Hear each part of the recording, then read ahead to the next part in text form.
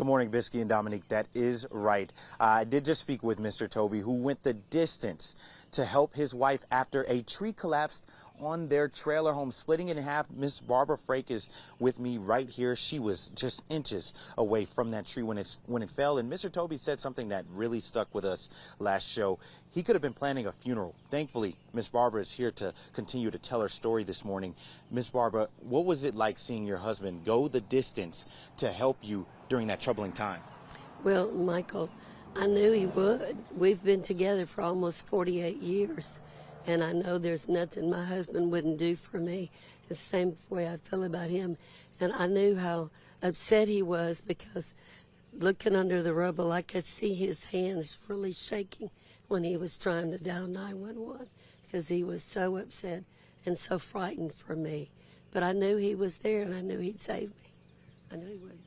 And after he exerted all that effort to help you out, random strangers in the community, some neighbors, some people you knew, but some people you didn't know came together to help out even further. What was it like seeing community members just come together to be heroic that Friday morning? Well, I can tell you they really were heroic.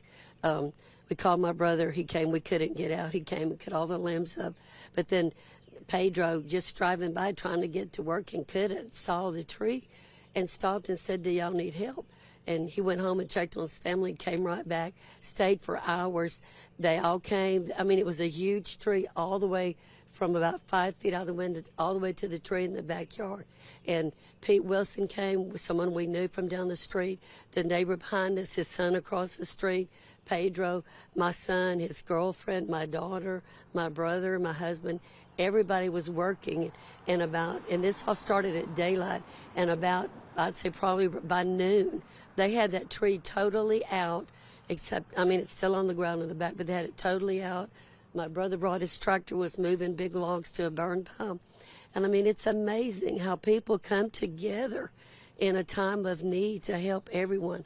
It's amazing, and I want to say I appreciate so much what they did for us, and I pray, Lord, bless everybody that came and helped us. There's so many factors that go into how this story is so one of a kind. You just barely making it out, but everybody coming together to help you out.